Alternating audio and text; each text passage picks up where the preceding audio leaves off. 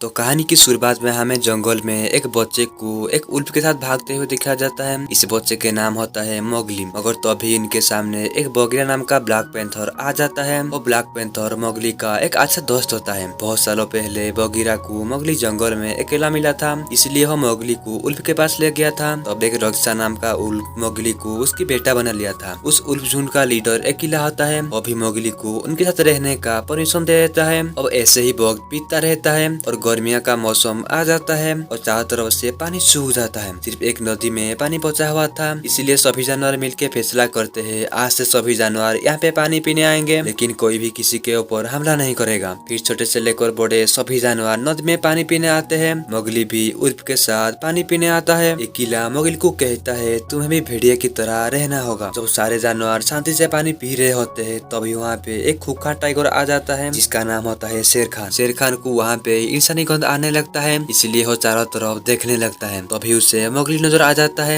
इसलिए वो कहता है इस इंसानी बच्चे को मेरे हवाले कर दो। लेकिन तभी उल्फ अकेला कहता है ये हमारा झुंड का एक मेंबर है, इसलिए हम तुम्हें मोगली को नहीं देंगे। ये सुन के शेर खान गुस्सा हो जाता है और कहता है हमारा फैसला की वजह से आज मैं इस इंसानी बच्चा को जिंदा छोड़ रहा हूँ, लेकिन बारिश होने के बाद इस इंसानी बच्चे को मुझसे कोई भी नहीं बचा पाएगा। इसके बाद शेर खान वहाँ से चला आता है। ऐसे ही वक्त बीतता रहता है और बारिश का मौसम भी आ जाता है और सारे उल्फ मिलके एक मीटिंग करते हैं और सही फैसला नहीं कर पा रहे थे कि या मोगली को हमारे साथ रखेंगे या उसे बाहर भेज देंगे। सारे उल्फ को परेशान देखकर मोगली भी परेशान हो जाता है, इसलिए मोगली भी मीटिंग में आ जाता है और उन्हें कहता है मैं यहाँ से जा रहा हूँ। बगीरा भी इसके लिए मान जाता है। फिर वो मोगली को लेके एक इंसानी गाँव की तरफ बढ़ने लगता है ताकि वो मोगली को इंसानी गाँव तक पहुँचा सके। और दोनों ऐसे ही बहुत सारे नदी जंगल पार होते हुए आगे बढ़ने लगते हैं। अब वो दोनों एक घास के मैदान में पहुँच जाते हैं जहाँ पर बहुत सारे भैंस होते हैं। मगर तभी बगीरा को खतरा के एहसास होता है, इसलिए हम मोगली को यहाँ से भाग जाने के लिए कहता है। मगर मोगली वहाँ से नहीं जाता है। तभी शेर खान मोगली के ऊपर हमला कर देता है, लेकिन बगीरा उसे बचा लेता है। फिर बगीरा और शेर खान के दौरान एक लड़ाई शुरू हो जाता है। ये देखकर मोगली वहाँ से भागने लगता है। शेर खान बहुत ताकतवर होता है, इसीलिए वो आसानी से बगीरा को हरा देता है। फिर वो मोगली का पीछा करने लगता है और जैसे वो मोगली को पकड़ने वाला होता है तभी बहुत सारे भैंस आके उसे टोका जाता है, जिस वजह से वो दूर गिर जाता है। ये देखकर मोगली एक घाई में कूद जाता है। शेर खान को देखकर सारे भैंस भागने शुरू हो जाते हैं। शेर खान घाई के ऊपर होता है और मोगली घाई के नीचे।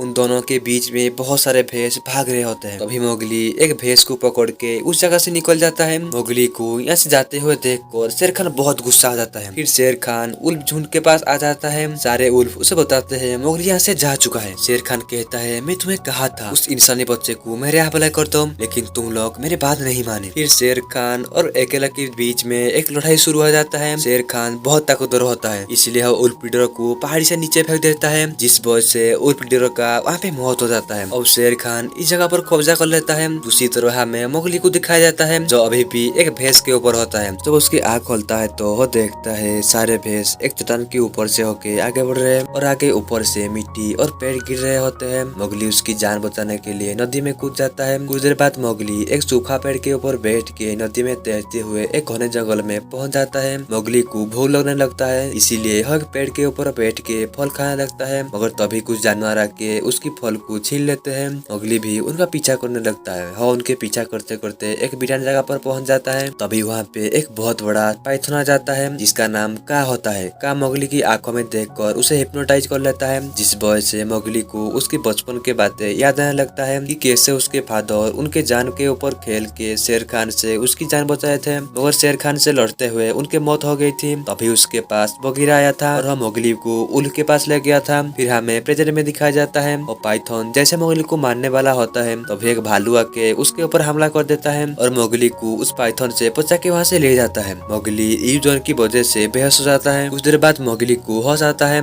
और उसके सामने वो भालू होता है जिसका नाम बल्लू होता है। बल्लू मोगली को कहता है मैं उस खतरनाक पाइथन से तुम्हारा जान बचाया है, इसलिए तुम्हें थोड़ा मेरा मदद करना होगा। मगर मोगली इंसानी गांव तक जाना चाहता है, इसलिए वो वहाँ से जाने लगता है, लेकिन बल्लू उसे रोक कर कहता है इन सेहत तोड़ने में मेरा थोड़ा मदद कर दो, सर्दियाँ आने वाला है और मुझे सेहत की बहुत जरूरत है। मोगली बल्लू की मदद करने के लिए तैयार हो जाता है। फिर मोगली एक पेड़ में एक रस्सी बांध देता है और फिर उस मधुमक्खी की छत्ते के पास पहुँच जाता है। मोगली बल्लू के लिए बहुत सारे सेहत तोड़ता है। इतने सारे सेहत देखकर बल्लू बहुत खुश हो जाता है। बल्लू मोगली को कहता है क्यों ना तुम मेरे साथ ही रुक जाओ, हम दोनों मिलके बहुत सारे सेहत इकट्ठा करेंगे और पूरी सर्दियाँ मजे ही मजे करेंगे। तभी मोगली कहता है बगीरा ने मुझे इंसानी गाँव तक जाने के लिए कहा है, इसके लिए मैं यहाँ से जल्द जाना चाहता हूँ। बल्लू मोगली को कहता है बगीरा मेरा एक अच्छा दोस्त है, इसके लिए टेंशन मत लो, मैं बगीरा को ये सब समझा दूंगा और उससे मैं तुम्हारा रक्षा करूंगा। और इसी तरह मोगली और बल्लू के दौरान अच्छी दोस्ती हो जाता है। फिर मोगली और बल्लू मिलके बहुत सारे सेहत इकट्ठा करते हैं। रात को बल्लू मोगली को इंसानी गांव तक ले आता है, लेकिन मोगली इंसानों की बस्ती में नहीं जाता है क्योंकि वो बल्लू के साथ ही रहता है।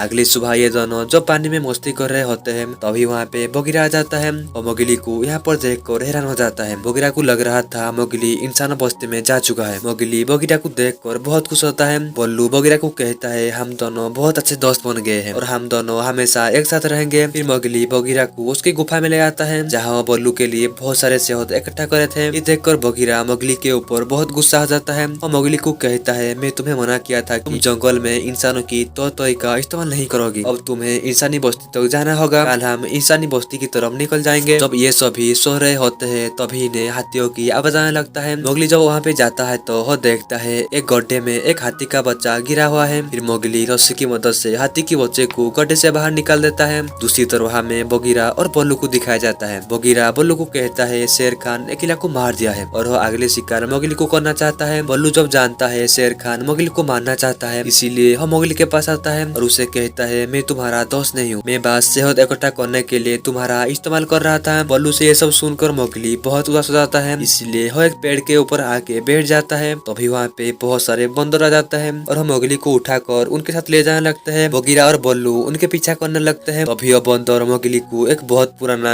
हवेली में ले आते हैं जहाँ पर इन बंदरों का किंग लुइस रहता है। जैसे लुइस मोगली को देखता है वो मोगली को एक डील करने के लिए पूछता है और मोगली को कहता है तुम इंसानी बच्चे हो और तुम्हें पता है रक्त फूल यानी कि आग को कैसे जलाया जाता है, तो मुझे वो रक्त फूल लाकर दे दो ताकि मैं इस जंगल का सबसे ताकतवर बन सकूं। इसके बदले मैं तुम्हारी जान शेर खान से बचाऊंगा। तभी मोगली कहता है मुझे रक्त फूल के बारे में कुछ ही पता नहीं है और मुझे ये भी पता नहीं है कि रक्त फूल कहाँ पर है। तभी वहाँ पे बल्लू आ जाता है और बंदर की आजा को बातों में उलझाने लगता है। तभी वहाँ पे बगीरा भी आ जाता है। फिर वो मोगली के साथ वहाँ से भागना शुरू कर देता है, लेकिन एक बंदर इन दोनों को भागते हुए देख लेता है। तभी मंकी किंग भी मोगली का पीछा करने लगता है। इधर बल्लू और बगीरा बंदर से लड़ रहे होते हैं। दूसरी तरफ मोगली मंकी किंग से उसकी जान बचाकर भाग रहा होता है। मंकी किंग भी मोगली का पीछा करते हुए हवेली के गेट तक पहुंच जाता है। तभी मंकी किंग मोगली को बताता है तुम्हारी वजह से शेर खान ने एक इलाके को मार दिया है और तुम्हें भी अब मारना चाहता है, इसीलिए तुम मेरा मदद करो। मगर इसके लिए मोगली मना कर देता है और मंकी किंग को कहता है तुम झूठ बोल रहे हो, अकेला अभी भी जिंदा है। ये सुन के मंकी किंग कहता है ये बात तुम्हारे अलावा जंगल में सभी को पता है। अकेला की मौत की बात सुन के मोगली बहुत उदास हो जाता है। फिर मोगली मंकी किंग को कहता है मैं वापस मेरे झुंड के पास जा रहा हूँ। लुइस मोगली को पकड़ने के लिए उसके पीछे आने लगता है, जिस वजह से पूरी हवेली टूटने लगता है। मोगली एक पेड़ के ऊपर सोया लगा के उसका जान बचा लेता है, लेकिन लुइस हवेली के नीचे दब जाता है और मोगली बल्लू और बगीरा को कहता है तुम दोनों बहुत बड़े झूठे हो, तुम मुझे अकेला की मौत के बारे में नहीं बताया, इसलिए मैं वापस मेरे झुंड के पास जा रहा हूँ। लेकिन पहले मोगली इंसानी बस्ती में आ जाता है जहाँ पर वो देखता है आग जल रहा है। इसे जंगल में सभी जानवर रक्त फूल के नाम से जानते हैं और रक्त फूल से सभी जानवर बहुत डरते हैं। मोगली वहाँ से एक मशाल लेकर उसकी झुंड की तरफ बढ़ने लगता है,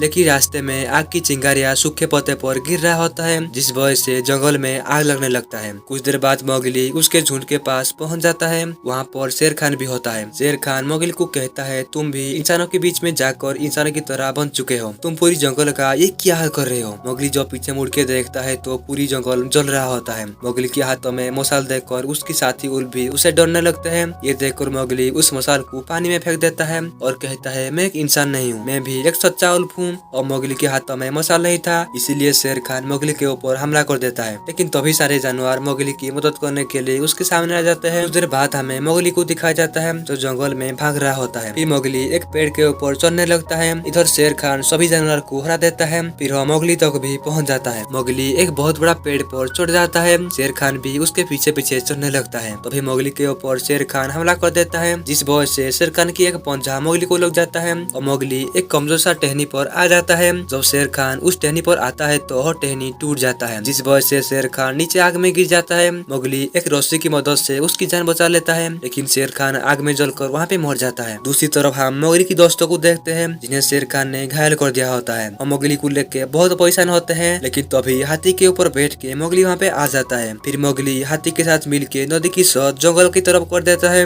जिस वजह से जंगल की सारी आग बुझ जाता है। और इसी तरह मोगली शेर खान से उसकी फादर की बदला ले लेता है। अब इधर भेड़ियों की नया लीडर मोगली का माँ रक्षा बन जाती है। कुछ दिन बाद हमें मोगली को दिखाया जाता है जो जंगल में भाग रहा होता है और अभी भी भेड़ियों के साथ ही रहता है। और इसी के साथ ये मूवी यहाँ पे एंड होता है।